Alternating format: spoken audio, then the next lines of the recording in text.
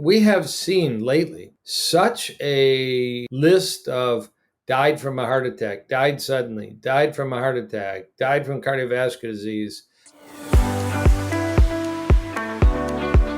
Welcome to the Food Matters Podcast, your home for health and wellness. My name is James Colquhoun, filmmaker and founder of foodmatters.com, and I am your host on this journey to inner and outer transformation. Before we dive into today's episode, I want to take a short moment to talk to you about the Food Matters Nutrition Certification Program, because studying nutrition completely changed my life. It helped me to heal my father, get him off 6 different medications, lose 50 pounds, and completely regain and transform his life and health. But the problem is that we're not really taught about nutrition in our schooling system. The medical profession is rarely pronouncing the facts of using nutrition as medicine. And we have a fast food industry that thrives off misleading consumers.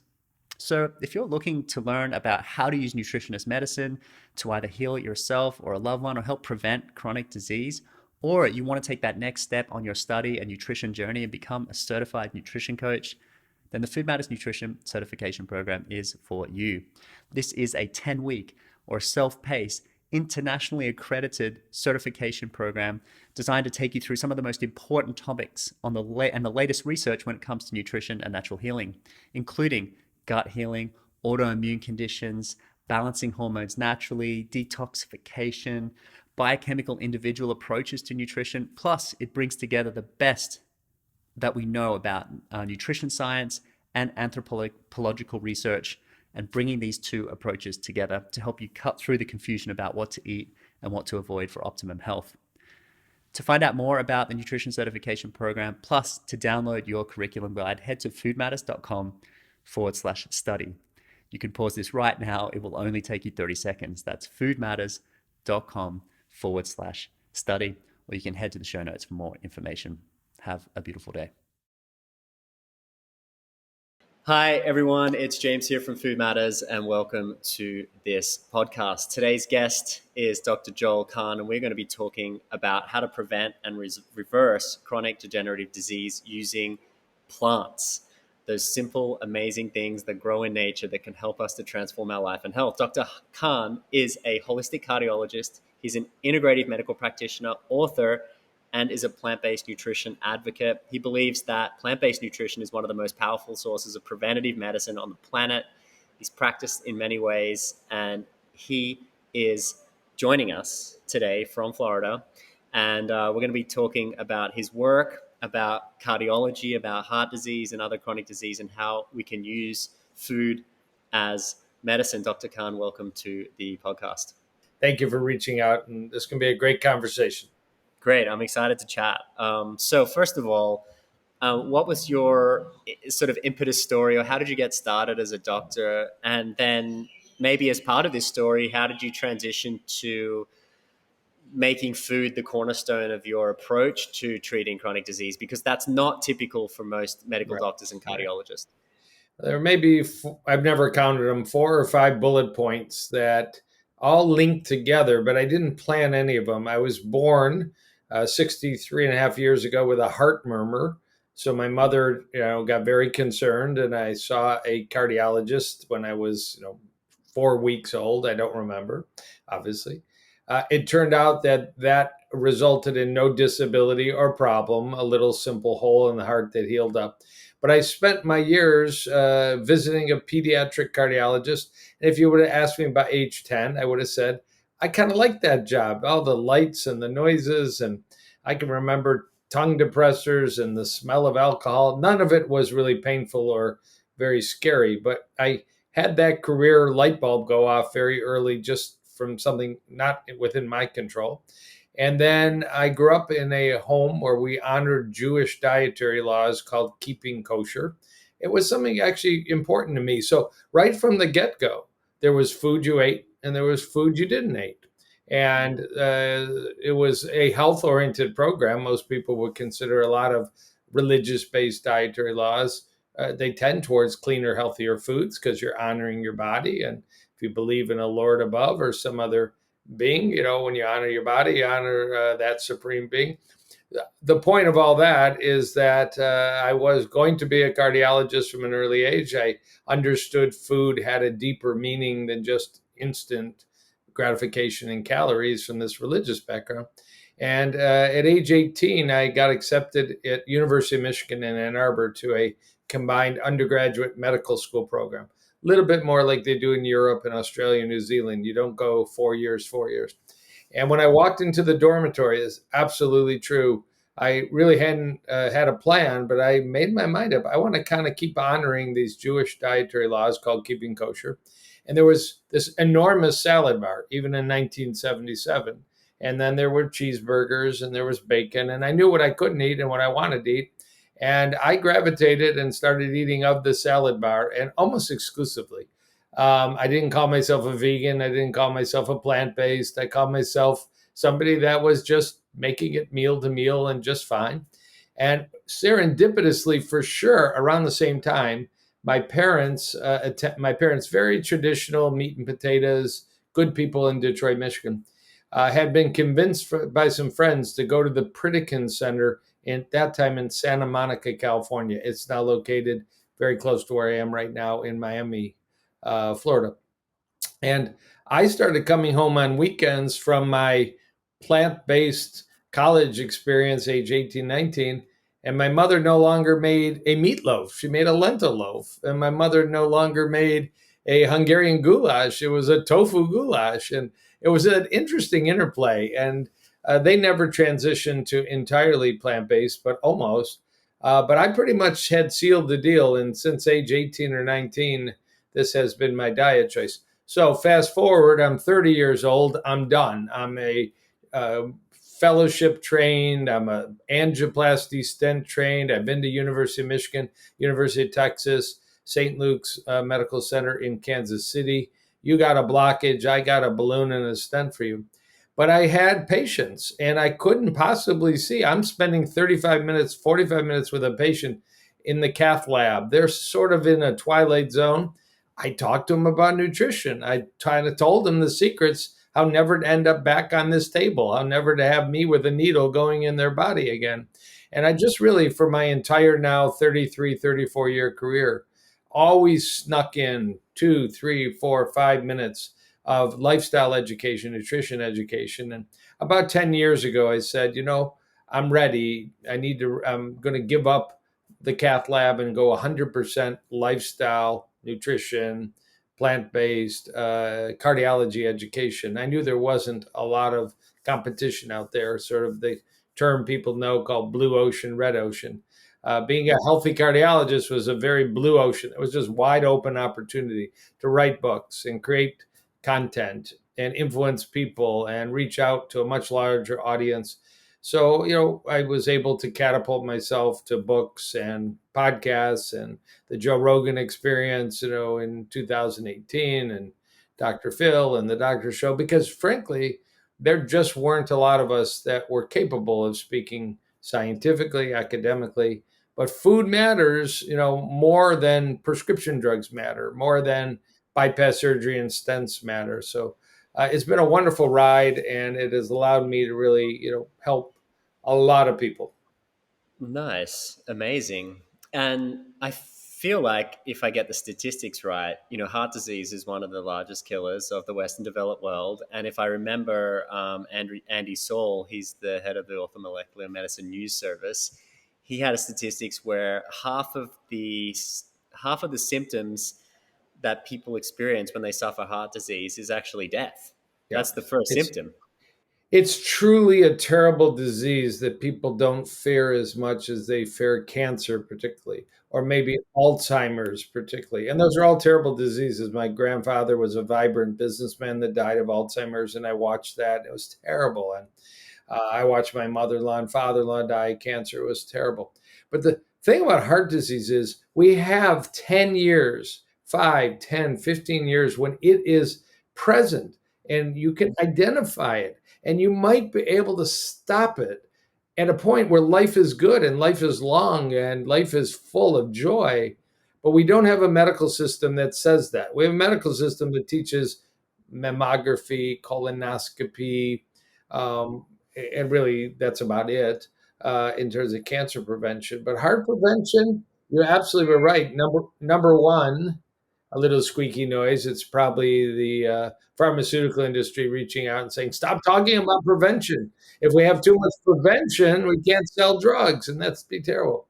But we absolutely have this enormous potential. That's why I get excited to never turn down an opportunity to talk about preventing heart disease, because it's a simple thing. And the fact that people have to come and find me from all over the world when it should be built in our system. You're going to go at age 45 and find out at what risk you are for this terrible disease that kills more of us than any other entity. And it's preventable, and it's reversible, and it's treatable. But don't wait till you're dead, and don't wait till you're having bypass, and don't wait till you're suffering a major heart attack.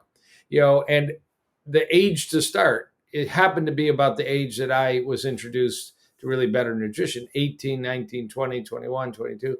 If we could ever make a big impact on people that age, then you have decades of healthy lifestyle, we would stop having the real pandemic is heart disease. There's no doubt That's about it. true. I agree 100%. And I feel like that age demographic is not yet close enough to death to maybe take some serious changes. Although we're seeing more and more Yeah. of the youth take an interest in nutrition and We natural got therapy. Lizzo. We got Lizzo on our team. My God, if I don't think, of course she's plant-based, but I wouldn't call it healthy, or slutty vegan, if people know what I'm talking about. Pinky Cole in Atlanta. I mean, we've got some really vibrant young people, but they're not teaching the version of heart disease prevention plant-based diets. But I'll take their help. I'm happy to have them on the team. Sure. So Dr. Kahn, what's happening in the body 20, 30 years before a heart attack when heart disease is developing? And to be clear, this afflicts women and men almost in a similar fashion, right? It maybe has a bit of a stigma of more of a thing for men who are stressed out, working hard, right? But it affects both. It does. And we demographics. have this real susceptibility. We have a weakness in the human body, which is that our beautiful, clean arteries, maybe to the brain, maybe to the kidneys, maybe to the sexual organs, definitely to the heart. We're all born with clean, unobstructed arteries. And we unfortunately have an ability to just clog them up with stress, smoking, blood sugar, high blood pressure, and diet related plaque or atherosclerosis. Some animals don't do that. You don't read much about dogs having heart attacks and they're eating meat all day. Their physiology is different. But humans have this very aged ability. There were CT scans done of mummies from 3,000, 4,000 years ago in Egypt, literally, and their heart arteries were very calcified. They found a man, I think his name is Ozzy the Iceman. I haven't thought about him in a while. He fell in a crack in the ice 5,000 years ago in Europe. They brought him up. His body was reasonably intact. He had serious, clogging of the arteries. So this is just our ability. It's our genetic ability to be predisposed to clog our arteries. It is able to be prevented, except for some rare genetic disorders that maybe affect a very small slice of the population. Most of us get there by not knowing what I just said. You are at age 20 when you reach for a cheeseburger, fries, and a malt. At age 24 when you're skipping the gym. And at age 26 when you're smoking. And at 28 when you're starting your career and you're stressed out and your sleep is poor and your cortisol levels are high and your adrenaline levels are high.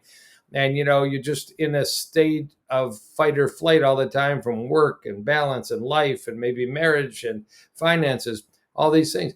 Every one of them is like a bullet into your arteries and a bullet into your arteries. Your arteries, 50,000 miles in your body. It's an unbelievable statistic. It's about twice around the world. In your body, James, and my body are the a number of arteries we have. They all start clean, but it's like we're just shooting at them when we smoke, and we're shooting at them when we grab fast food, and we're shooting at them when we don't check our blood pressure, and we're shooting at them when we're not generally standing, moving, HIIT exercise, some sort of fitness. And you can go on and on. Now, genetics plays a role, but day after day, year after year, decade after decade, you start to injure the arteries, the inner lining of the arteries. And there's a response. And unfortunately, the response is cholesterol can creep inside those bullet wounds from lifestyle mainly, and some from genetics, and start to try and heal the artery, but it doesn't work well. And there's scar tissue, and there's calcium, and there's cholesterol trapped in the arteries. And there's many causes. Our dietary excess in simple sugars is clearly a cause. Our dietary excess in high saturated fat is clearly a cause. All the chemicals in the world, industrial chemicals to food-based chemicals, are a factor. Never checking your blood pressure. I'm a fanatic about own a home blood pressure cuff and use it and check it, because blood pressure kills more people. 18 million people a year die of blood pressure related illnesses around the world than any other single disease with a name, high blood pressure. It's crazy. And you think about it, you can wear a continuous glucose monitor, you can wear a Whoop band or an Apple Watch or a Garmin or a Fitbit. You got to sit down and check your blood pressure. It's a total hemorrhoid to do all this stuff. Plus, you got to own a blood pressure cuff. So there's a complete underrepresentation of how powerful an abnormal blood pressure is. And this food is salt enriched, and we're not sleeping well, and we're sedentary, and we have genetic influences, and it all adds up at the end of the day. We're running 140 over 94 instead of 110 over 70. And day after day, week after week, month after month, you just damage and damage and damage. And it can be prevented and even to some degree reversed, but you have to think about it. I mean, we're talking awareness now more than anything. I'm on a campaign to make this the number one conversation in America, in the world, in the South Pacific, anywhere, that it's unnecessary to drop dead of a heart attack. It's tragic. It It's tragic. disrupts Like, so because many lives. preventable. I mean, I know of Dean Ornish's work early on, who we featured in our Food Matters documentary, which came out in 2008, and many others.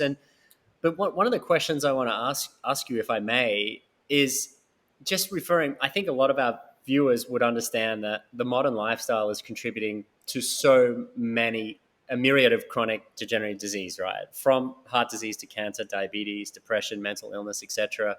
The processed foods that we're eating.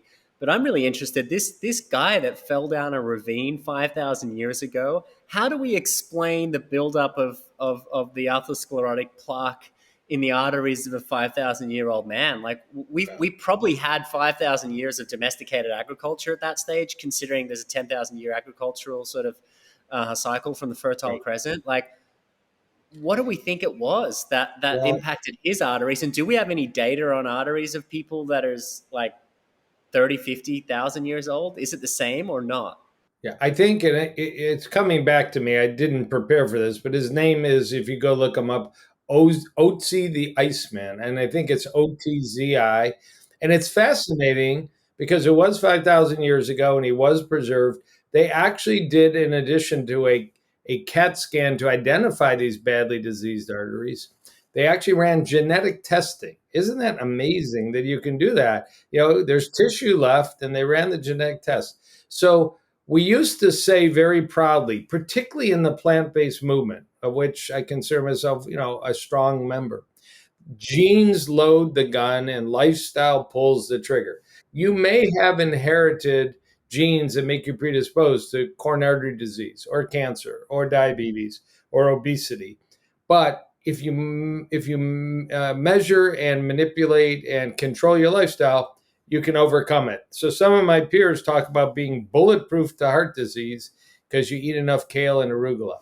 I do not agree, and I think the science disagrees. Lifestyle is a powerful regulator that you do control, but genes are important, and the percentage of heart disease due to lifestyle and due to genetics keeps fluxing to higher percentage genetics. You know why? Because we're getting better at checking genetics. A little cheek swab, a little saliva, a little blood test. Now we can run panels for $100, for $200, $300, and get hundreds and hundreds of genes. And we're learning they're more powerful. So Otzi the Iceman inherited a gene from his parents. This was actually measured, called 9p21.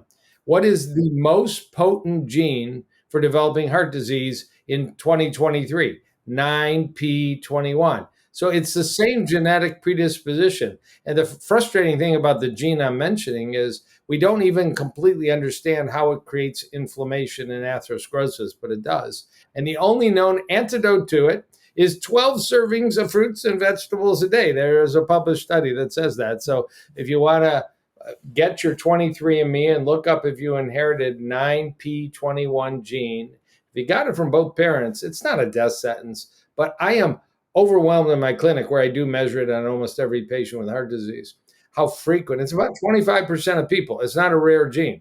It's frequent. So OTC joins 25% of listeners to Food Matters podcast, and might have the same situation as a frozen guy 5,000 years ago that fell down a crevice.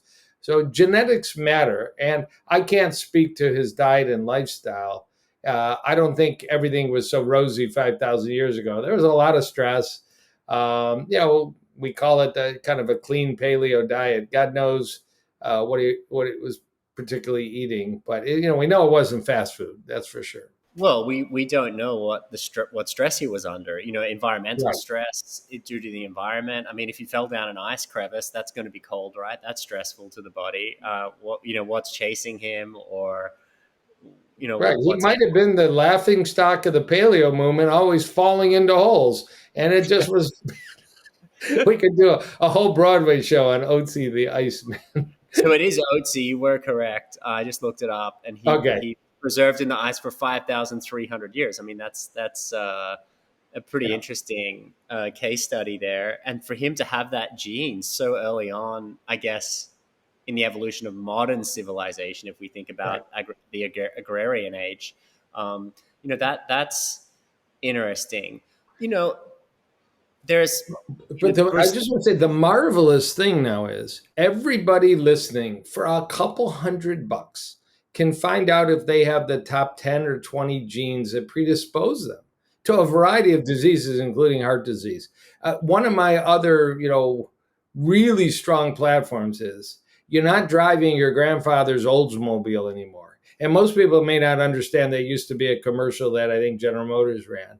We don't have the same medicine that we had 30 years ago. We have the availability for this advanced, precision, elegant medicine, and nobody uses it in standard medicine. You go to your doctor, you get the same blood tests you got 30 years ago. And I think it's outrageous that you're not getting advanced tests like 9p21, like lipoprotein A, a kind of cholesterol that 25% of people inherit and can also destroy your arteries or not, depending on some variability.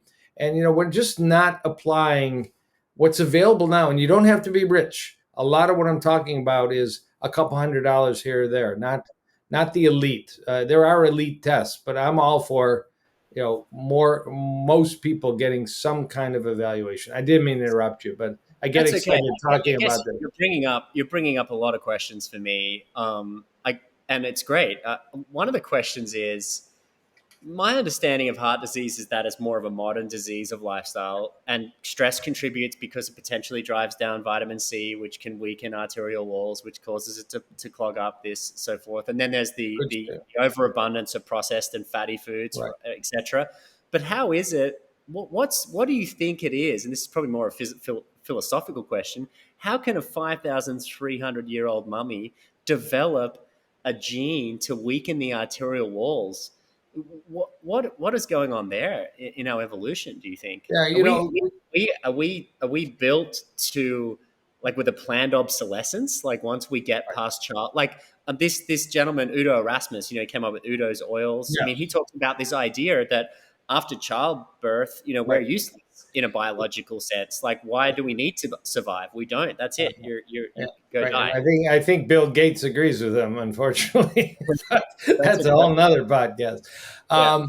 You know, I don't know how far back, and I don't think anybody can say where in our genome did the 9p21 gene develop a variant that became a risk factor. And every time there is such a situation, it's reasonable to ask, is there some advantage out there? And I don't know the advantage of 9p21. But if you'll give me a minute, I want to veer to another one your audience really should be aware of. This is so practical. This is not esoteric. For about $30, you can get a blood test called lipoprotein A.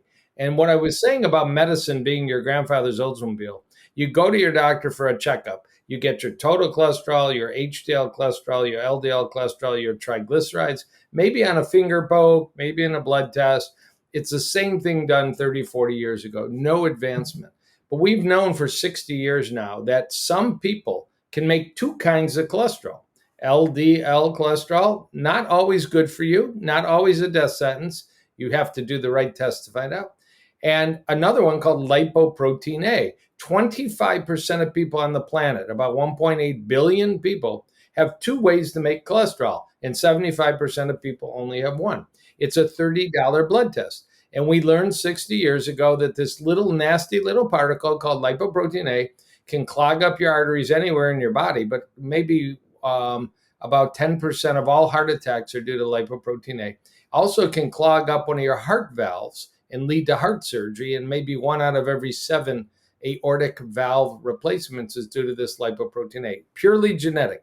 You can eat broccoli sprouts or bacon. You can exercise or sit on the couch. Nothing influences this bad actor. There are some new drugs coming out and a couple of things you can do now for it. I have a very large practice of people with super high lipoprotein A. Purely genetic play. The question comes, why would a human body make something that can be toxic to people? Well, it turns out that it acts a bit to promote blood clotting, which isn't very good if you're having a heart attack or stroke. But if No, you're but it's having great a if you bleed, have a trauma, though, right, right?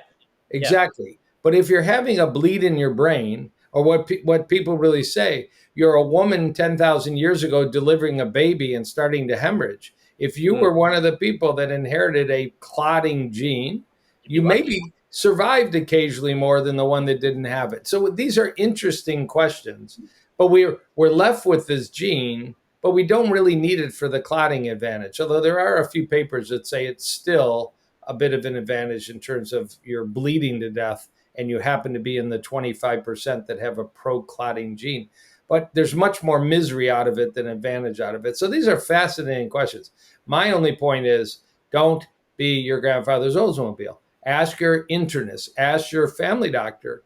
I don't want to have a heart attack or a stroke. And you do all those regular tests. Can't you do 3, 4, 5 extra tests for me that are fully coverable by insurance? Or I'll pay $30. Find out if you have lipoprotein A. I wrote a book on this topic 3 years ago. It's the only book in the world on lipoprotein A. A tiny little book with a bunch of recipes in it because nobody cares about lipoprotein A. What's it called? It's called lipoprotein A, Oh, there we go. the hard silent killer, and it's on the booksellers. But Nice. I am seeing a little shift now where more and more doctors, maybe 5%, are adding it to their panel. All you got to do is have it checked once.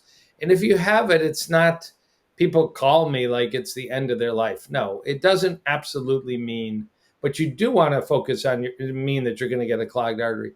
But you do want to go through a test to find out if you're having clogged arteries, and you want to monitor your lifestyle a little tighter. You really want to appreciate that eating right, moving right, sleeping right, stressing right is super critical important. Nice. Grab control of your destiny. Don't be a victim. I love that. So I guess probably a few questions that come to mind that sort of flow in with the discussion we're talking about now is this concept of cholesterol comes up a lot, and then Yeah. naturally in nutrition circles, you end up with extremes in nutrition, right? And then at one extreme, you have people eating exclusively animal products Right. and fruit, and they're like, this is really important. At another extreme, you have vegans, and then you have people doing both of those extremes in a reasonably healthy way, and then people doing it in a very unhealthy way in both of those extremes. There's very unhealthy vegans out there, high sugar processed foods, and there's very unhealthy high animal sort of product consumption people out there. But then cholesterol sort of sits in one side of the camp, it's like really bad. And then other people saying, well, it's important to have cholesterol and it's naturally there. And it's only going to the arteries when the arteries are weak to clog it up. But you should have some cholesterol. Then there's good cholesterol and bad cholesterol. And then the last part of this question, on this other podcast I listen to, it's more of a finance podcast. This famous investor guy, Chamath Palihapitiya, mentioned something the other day. He says statins are one of the most effective medications in the past 100 years and one of the great wonder drugs of our time. Now, I'm probably misquoting him, but on the doctors that I've spoken to, statins seem a little bit like, why would you do that when you can be changing your diet and lifestyle and having a much more meaningful impact on your healthy cholesterol and unhealthy cholesterol levels? So can you sort of try wrap all of those sort of questions and queries I have into one answer? Right. So, there are things called, since about the 1960s, called risk factors. If you want to avoid a heart attack, you should evaluate whether you have diabetes or pre-diabetes, insulin resistance or not, because it's a risk factor. But not every diabetic has a heart attack or a stroke or loses a leg. If you smoke, it's a risk factor for clogging arteries. But not everybody who smokes gets a heart attack or a stroke or even gets lung cancer. Smoking and lung cancer are a much stronger relationship. I want to emphasize again, high blood pressure. Critical. I mean, people with high blood pressure are much more prone to stroke and heart attack, but they don't all get it. So my plea to people listening is this. We're in a world now of precision medicine. Your cholesterol's high, your blood pressure's high, your blood sugar's not perfect. You've got an inflammatory panel like C-reactive protein not good. Find out if your arteries are clogging or not. Not at age 21, but about age 40 to 45.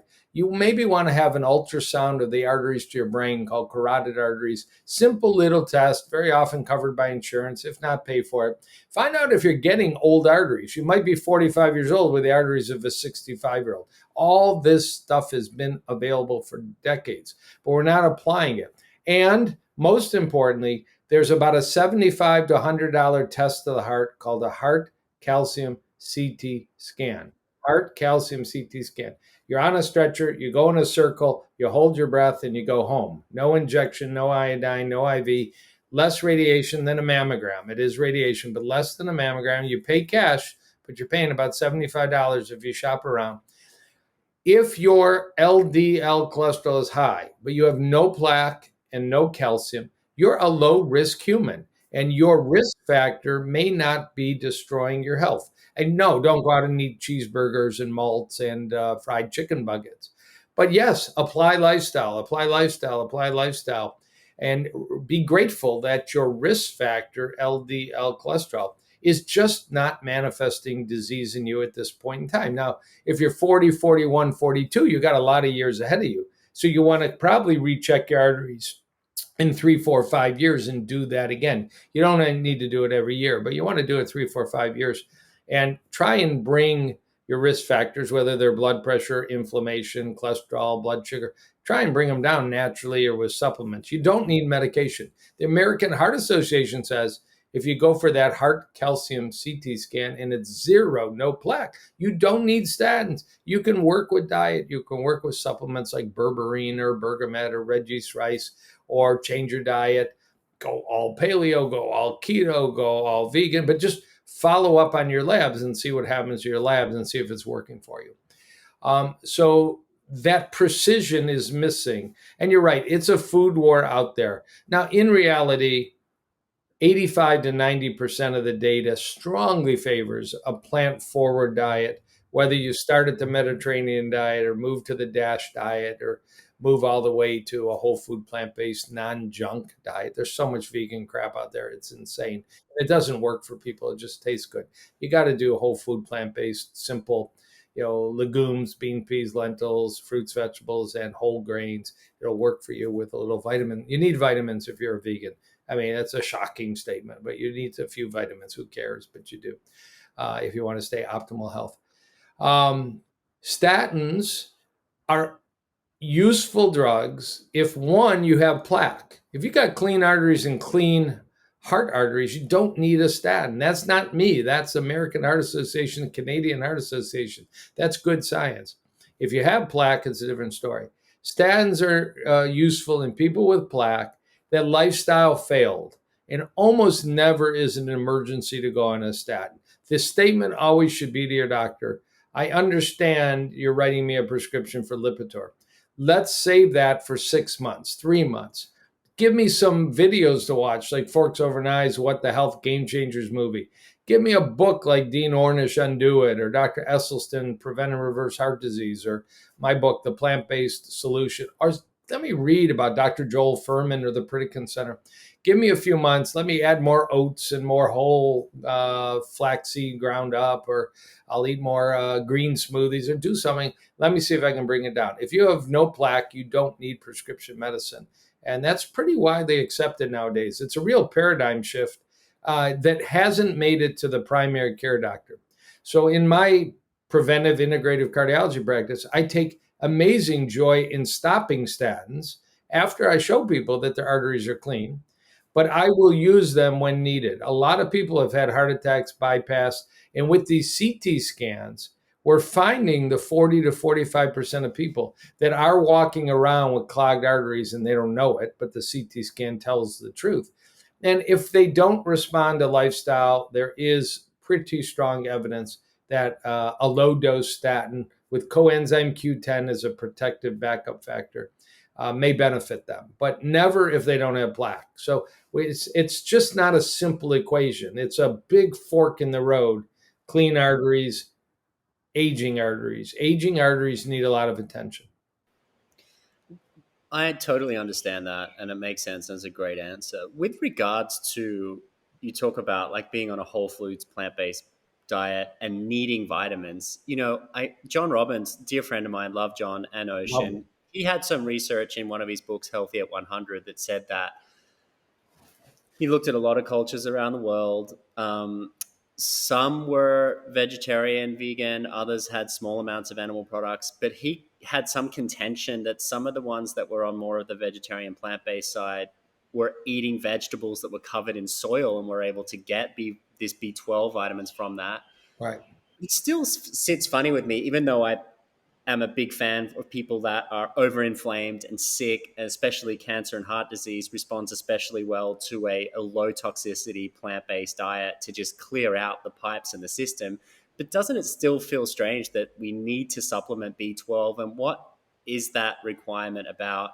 And are there lower cost to negative health implication foods that people could be eating to get their source of those nutrients from the animal kingdom in any way? Sure. As you know very well, people adopt a completely plant-based diet. And again, I'll call it a whole food plant-based diet for ethical reasons, for environmental reasons, and for health reasons. And I don't say this often as a 46-year vegan of my 63 years on the planet. It's not a natural diet. I mean, we don't have a lot of historical data of completely 100% whole food plant-based. I do it. I have hundreds, if not over 1,000 patients that do it, but I have many that don't. I have a few carnivores in my practice. That's a lot of fun. And I tolerate them and try and educate them. It's not a natural diet. And we have the technology to know if it's working for you. What's your C-reactive protein? That's blood tests. What's your vitamin D level? What's your omega-3 blood level? That's a blood test. How's your B12? How's your folate? How's your homocysteine blood level? These are relatively simple tests that you can have drawn for under $200 or get them drawn through your primary care doc and work with the insurance coding and all. And if somebody can maintain all those levels at optimal without supplements, more power to you. What usually happens is you don't get any of that blood work and you just simply don't know. And I know particularly my colleague and co-host of a recent summit I did on reversing heart disease, Dr. Joel Furman, has taken tremendous heat for talking about the need for supplementation for omega-3 fatty acids in vegans.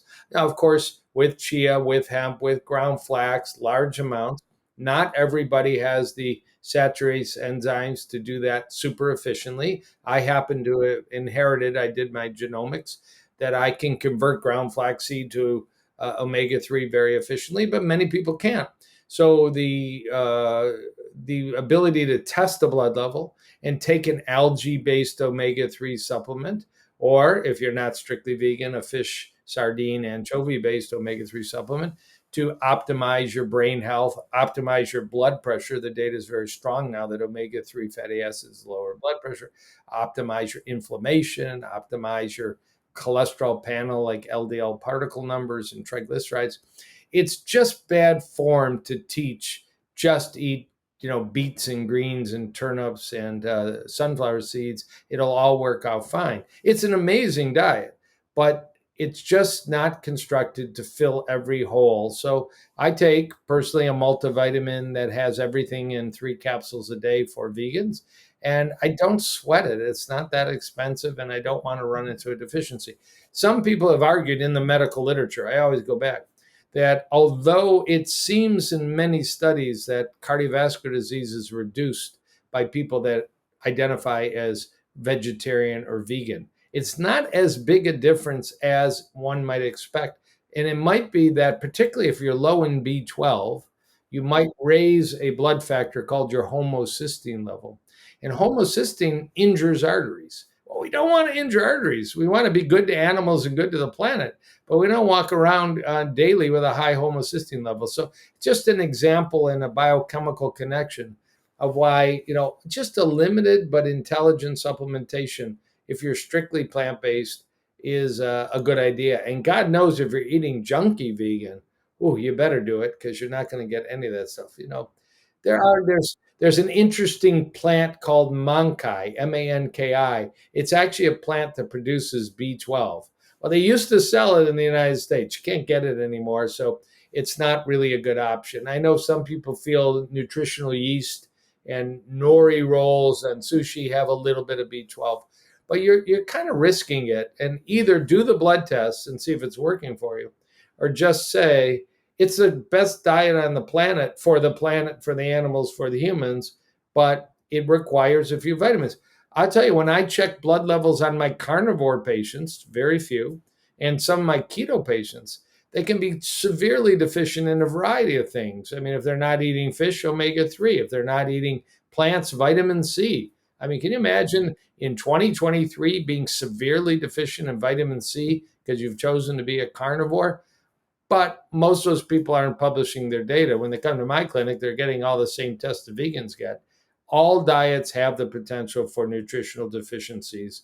Just get the most fiber, get the most colors, get the most hydrated foods, which is typically things like, cucumbers and plants. They're so rich in water, alkaline water, right in the plant. So it's the best diet for sure. So I had a friend of mine who had a test done recently, and it showed high bad cholesterol, right? And they were not eating animal products. And I started to do some more research on this, and I found a correlation between processed refined carbohydrates consumption, like bagels, croissants, Right. donuts, etc., and sugar, and high cholesterol. And I found that interesting. Is that correct? That if people are over consuming highly processed refined carbohydrates, that can lead to an increased cholesterol, blood circulating cholesterol levels? Yeah. So just as a quick comment, cholesterol in some people is very strongly genetically determined. And we have the ability, again, with fairly simple blood work, not routine blood work, but fairly simple blood work, to determine 1 in 250 people, not as common as 25%, but 1 in 250, get a very strong input on a high cholesterol called familial heterozygous hyperlipidemia. It's a big word, but it's very well studied. Won the Nobel Prize in Medicine in 1985. And 1 in a million gets a double jeopardy. That's a rare disease called homozygous familial hyperlipidemia. So you can eat nothing but broccoli sprouts and have a cholesterol of 300 because your parents gave you the genetic lottery that you make a lot of cholesterol, you absorb a lot of cholesterol. So never forget the genetic input. Can a bagel cause a high cholesterol? I would say to some degree, yes. I wonder what else they're eating besides bagels. I would put more guilt on the cream cheese that goes on the bagel with the saturated fat that might be in whole dairy products. They did Because consume I dairy. will argue, I am a big fan, and I'm going to blow away a lot of your listeners right now. I think Ansel Keys, PhD of the University of Minnesota and the 7 countries study, and I can argue all day long. I'm a biographer of Ansel Keys, so you can't win an argument with me on Ansel Keys. I've read his papers. I've written papers on him. I think he was right when he showed a correlation. It's not causation, but we also know the pathophysiology, it is causation between diets that are higher in saturated fat, full fat dairy, animal foods, egg yolk, coconut oil, and elevated LDL cholesterol, bad cholesterol. So I'd worry a little bit more about the cream cheese on the bagel than the bagel. I don't eat bagels because they're refined flour foods that have no real good utility in human nutrition, and should be avoided. They're just another white bread. If you eat enough bagels, you might become insulin resistant just from weight gain and inflammation around your visceral fat and high adipose levels and low adiponectin levels. So I think there is a sequence. Added sugar in the diet, high levels of refined flours do cause insulin resistance, but it's really more strongly related, even insulin resistance, to high saturated fat.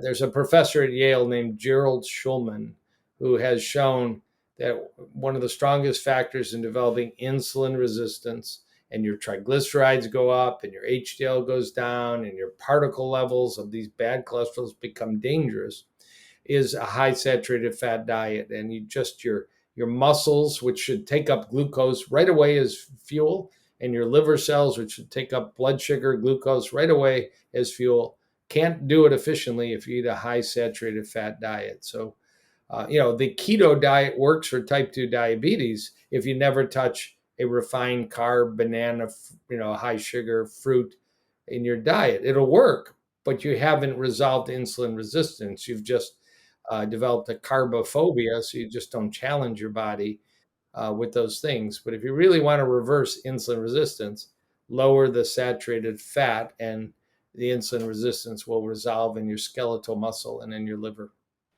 No, you make some amazing points there. And I think one of the two or three of the big things you point out is that some of the most negative foods for human health are processed refined carbohydrates Right. and sugar, and even in many ways, uh, temperature uh, damaged vegetable oils like fried vegetable oils, Right. etc. So I guess one other sort of clarifying question I want to ask a little bit more about is that this correlation between a high saturated fat and cardiovascular disease, definitely correlation there, 100%. And if I go back and look at that data, and I remember John Robbins was probably the first one to point that out to me in his groundbreaking book, Diet for a New America, one of the greatest books, one of the Agree. first books I ever read. And I'm so Me grateful too. for that awakening, and a seminal piece of work. And I feel like I'm close with John, and I heard him speak over the years. And one of the things that seems to come up in a thread, and whether it's him directly, I don't want to misquote him, and there's certainly some peers saying it, is during the time of that correlation, we changed a lot of things. We changed how we treated animals, we changed how we fed them, Sure. we changed the environment that they lived in, we gave them hormones and antibiotics, and a horrible existence, really. I mean, it's really shocking. And I wonder how much of the deleterious effects that these high fat foods are having on our health in terms of the quality of that fat. So if we Right. were consuming, hypothetically, if we could do this test, I don't know if we could, take some indigenous people that were consuming some animal fat, less saturated fat because they're wild animals, but these were animals that ate a natural diet, that weren't fed corn, wheat, and soy. Right. So they were not inflamed animals, versus the type of fats, like the dairy is horrible. We're feeding those cows horrible things. The animals we're growing for meat consumption are inflamed, sick animals. Do you think that has a multiplier effect? Yeah. And we've potentially over vilified saturated fat in that way because it's such bad quality saturated fat, and there's potentially good animal fats out there. I'm struggling with this a little bit because I definitely see that it's horrible what we've done and the increasing consumption and the poor quality animal products. But I wonder how much of that's to do with modern agricultural Right. practices Yeah. creating a horrible food. We know modern agricultural practices in terms of animal husbandry are cruel, and they cause Yes. infection, and they cause antibiotic resistance that affects human physiology horribly, and they cause heart disease. There are studies out there that wild game. I don't think there's a bad saturated fat and a good saturated fat. I think there's less and more. And wild game, you take a gazelle that's running on the out in Africa. I mean, naturally, they have less saturated fat in their flesh. I think the studies were done in Australia with wagyu, actually, but they Sure. have been looked at. And if you take wild venison, and Yes. you find somebody, the awesome Joe Rogan, and who's out there in the wild hunting, you're He's eating elk likely, and yeah, bison and elk and all that yeah, sort of you're stuff. likely consuming less saturated fat per serving of that animal flesh. But I don't know that it's altered, and I've never ever read about oxidized saturated fat or altered saturated fat. I think it's content. Um, and you could, look at it. I choose and I teach for heart disease reversal a plant-based diet based on, I think, very important science by Esselstyn, by Ornish, by Furman, by Pritikin, and lately by some advanced CT imaging of the heart arteries that we have available. But there is the Mediterranean diet where there's a limited amount of animal product. There's Walter Longo. Walter Longo is by far, if people don't know, Walter Longo, PhD, University of Southern California, director of the biogerontology unit at the Keck Medical School, who advocates 19 of 21 meals a week being plant-based and 2 servings a week of high-quality fish. I mean, for me to say that Dr. Longo is absolutely wrong would be heretical, because the man's the most funded nutrition scientist in the United States, and maybe on his path to the Nobel Prize in Medicine. So I think, there's a spectrum. That's a term that I take all the time from Dean Ornish, from highly processed industrial Farmageddon foods to over to very clean foods that could be totally plant-based with supplementation, could be largely plant-based with some wild sourced, animal foods, if you don't want to count on the environmental and animal husbandry and animal rights issues. And there's a range of diets over there in the good spectrum that is the only diets we should be teaching, whether we want to call them, the DASH diet or the MIND diet or the Mediterranean diet or the whole food plant-based diet. So I agree with you, but I think it's quantity more than quality of saturated fat. I think it's quality, quality, quality of every food you put in your mouth. I happen to be married to a woman that if it says non-GMO, she won't buy it. If it says organic, she'll buy it. God bless my wife, Karen. And we go through the grocery store, and she has to remind me about glyphosate and how she reads about even non-GMO products can still have glyphosate in them, which they can. I mean, there's no doubt. Particularly wheat could be non-GMO, but well, there is no GMO modified wheat approved in the United States, but without organic certification, you just don't know the quality of what you're eating. But then you get into cost and you get into practicality. I mean, how often can you buy organic strawberries or find organic corn? I mean, we live in a world not making it easy to make these great health derived food choices. So at some point, everybody compromises a bit, but don't compromise too much. And get checked, get the blood work, get the heart CT scans, get the carotid ultrasound. Don't wait. I use the hashtag test, not guess.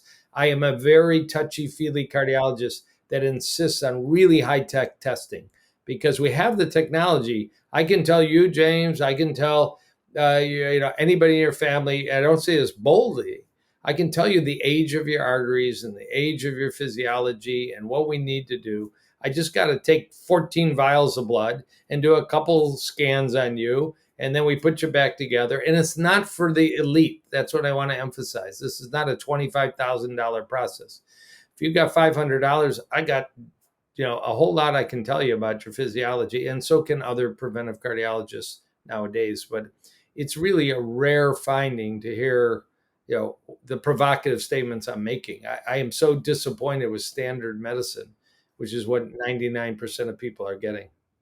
Well, medicine has been designed over the years, and just unfortunately, given the volume of chronic disease that we have, it's become a pulling people out of the river system as opposed to stopping them jumping in the river, right? And this is just the challenge of volume. We have so much illness and it's getting worse.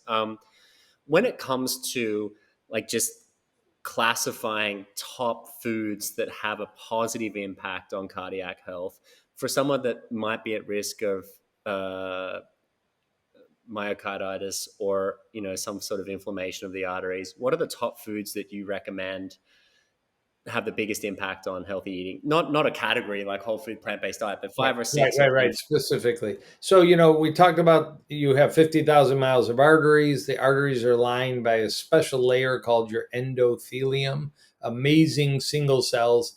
They love things that make more nitric oxide. 1998 Nobel Prize in Medicine, nitric oxide.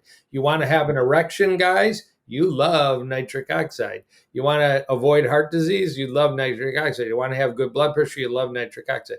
So we're talking all the leafy greens, and you hear that over and over, but there's an actual biochemical reason.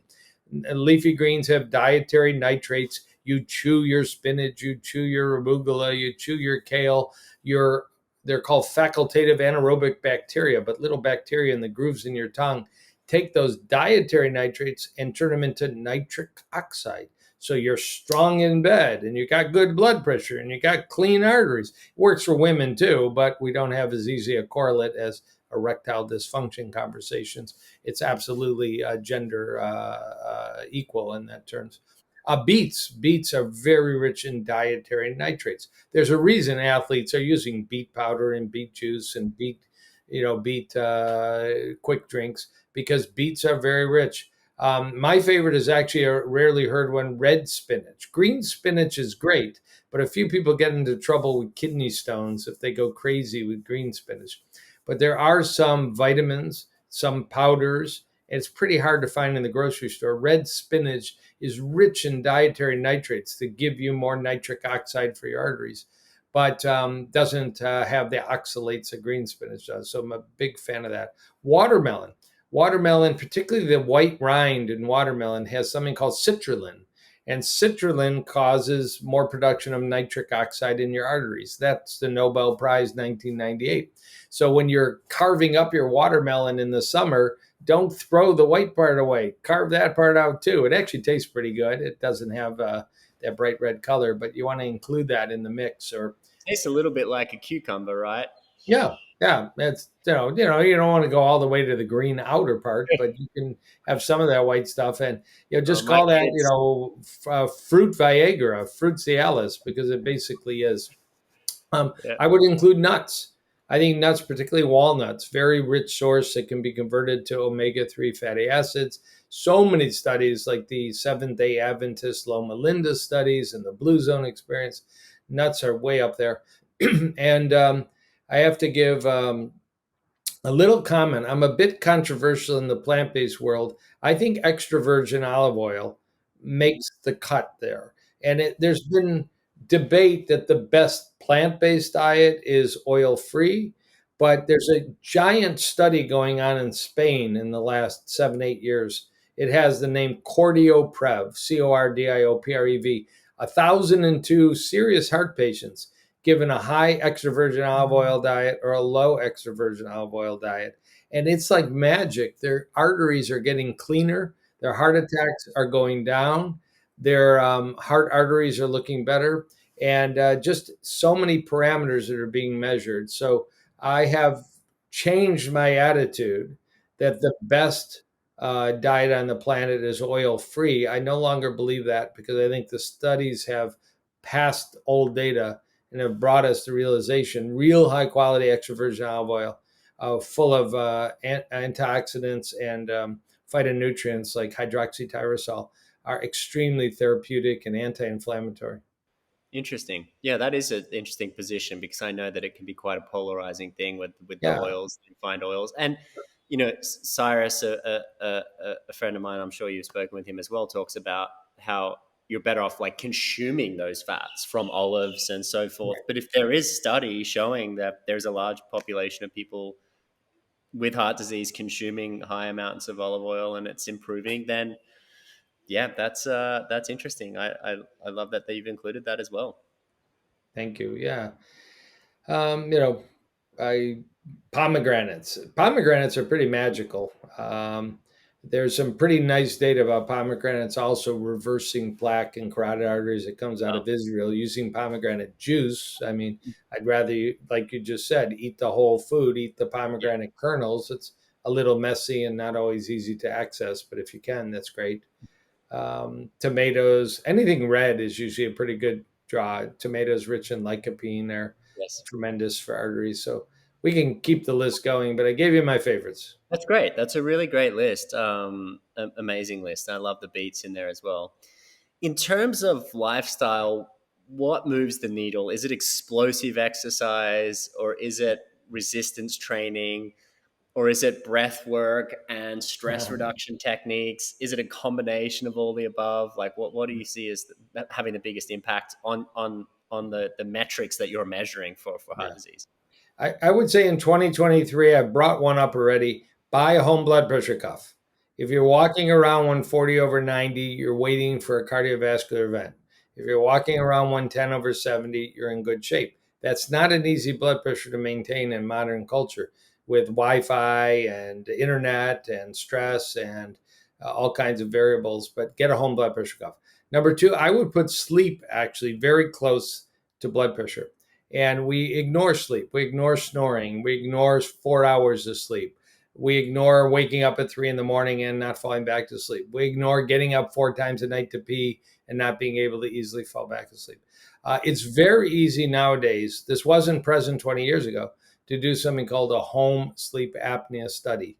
And I am amazed how often we find there's actually a recent study that took a cross section of overweight Americans that denied having any sleep problems. 50% had moderate or severe sleep apnea when they put them through a sleep study. I mean, they actually were overweight or obese. So there's a lot of overweight people. 50% had moderate or severe sleep apnea. And, that is a life shortening, disease causing condition. So that's another one. So blood pressure and sleep disorders are really, really high on my list of um, you know, preventable, treatable, reversible. We can use natural approaches. We might have to use, various dental and even CPAP and other kinds of approaches for sleep apnea. But, it's not one thing. It's a very, multifaceted approach to optimal cardiovascular health. But I don't want to make it sound so obscure. Just get a blood pressure cuff, eat a lot of arugula, have a few walnuts, and ask your doctor for a few extra blood tests and get that darn heart calcium CT scan for 99 bucks and have a wake up call. If it's zero, have a little party with a nice banana dipped in 85% dark chocolate. But if you have a calcium score that's over zero, you've got disease and you've got an opportunity to do something about it 10 years before your heart attack. I just want to say one other thing. This is to the guys again. And I want women to know heart disease is just as prevalent in women. But guys having erectile dysfunction have a very high prevalence of clogged heart arteries. It's a early clue called the canary in the coal mine, an old-fashioned statement to 120 years ago when miners would take a canary into the mines. If the bird stopped singing, the carbon monoxide levels were high, and they had a clue to get out of the mine before they passed out. If you're having erectile dysfunction, guys, it's probably not your testosterone. It might be your alcohol, but it's most likely sick arteries. And the data is 3, 4 years later, it's a heart attack. So take that erectile dysfunction clue and go to your doctor and say, run every test, get all the blood work, get my heart CT scan, and tell me what's going on. And I promise I'm going to start exercising and I'm going to start eating better and I'm going to lose some weight and I'm going to, stop smoking. You did bring up exercise, James. There's really been some interesting data that exercise is a sweet spot. You don't want to not exercise. And maybe you want to go crazy with triathlons and marathons and, CrossFit competition. But there's some recent data that if you measure this test that I've been talking about, this heart artery calcium scan, data even in the last couple of weeks is that really intense exercise over and over and over and over, not HIIT exercise, but long, sustained endurance exercise, may actually promote inflammation, which we know, may actually promote some cardiac injury, which we know at the end of a marathon, we've seen that in blood work, but may actually accelerate calcification and damage to heart arteries. So if your passion in life is to run 100-mile races and bike 100-mile distances, go for it because it defines you. But if you think the answer to avoid heart disease is extreme exercise, that's not what the science has shown lately. Meet the American Heart Association recommendations of 150 minutes a week of moderate exercise, 75 minutes a week of vigorous exercise, or a little bit more. But don't be deluded that there's no downside to injuring your body at a high level over and over and over. There may be a little downside. Believe me, the message is exercise. Do something every damn day to move your body. I'm at a standing desk right now. I mean, I rarely sit. I have treadmill desks when I'm in my home office, treadmill desks at home. So, build some movement into your life is a critical message. I love it. Great recommendations. And I think one of the last points you touched on there about sleep is just profound. The more experts I'm interviewing, the more data we're getting, the more we're realizing that poor sleep, like you brought up in the study that you just mentioned, is such a big implicator when it comes to chronic disease. So grateful for your insights and sharing all this knowledge with us today, Dr. Kahn. Thank you. My pleasure, honor, and really extreme passion. We have seen lately such a list of died from a heart attack, died suddenly, died from a heart attack, died from cardiovascular disease. Tragic. I mean, Irene Cara, the famous singer, was the most recent one I've read about, 63 years old, dropped dead suddenly. And the autopsy showed what? High blood pressure and clogged heart arteries. And tragic. No, of course, I didn't know her and I didn't take care of her. But at 63 years old, if somebody at age 50 had gotten to her and took a history and examined her, but got the blood work, it takes technology, and got the heart CT scan, I believe we could have saved that woman's life and many others like that. And some of whom are dying at, age 30 and 33 and 38. So we seem to be seeing a rise in sudden deaths and sudden cardiac deaths and cardiac arrests. And I have a strong feeling a lot of that is, preventable. We just need to get a warp speed heart prevention program going on across, the world. I love it. Dr. Joel Kahn, you're a force for good. Thank you so much for sharing so much of your knowledge and dedicating your life to this topic, which is the largest modern day killer in the Western world. And I'm so grateful that there's someone like you championing simple, effective changes that people can make. So please make sure to check out Dr. Joel Kahn, Google him, look up his work, check out his books and any summits or work that he has running. Appreciate the work that you're doing. And thank you so much for your time today. I appreciate you, and I apologize for the yellow man appearance today. But we got the job done, and I thoroughly enjoyed having the pleasure and the honor of being on Food Matters. Thank you. Thank you. For everything that we've mentioned in today's episode, you can check out the show notes. There will be links and information there for you. And before I go, I just wanted to say thank you so much for taking the time to invest in yourself and be here for this podcast. If there's anybody that you can think of who could benefit from this information, please make sure to share it with them. We believe in the power of life-changing information, and it's especially powerful when it's shared from a trusted source. And finally, if you could leave us a comment or make sure to subscribe to the podcast, we would greatly appreciate that. It helps us continue to bring you this life-changing information, and make sure that you get all future podcast updates sent to you. Have a beautiful day, and thank you once again.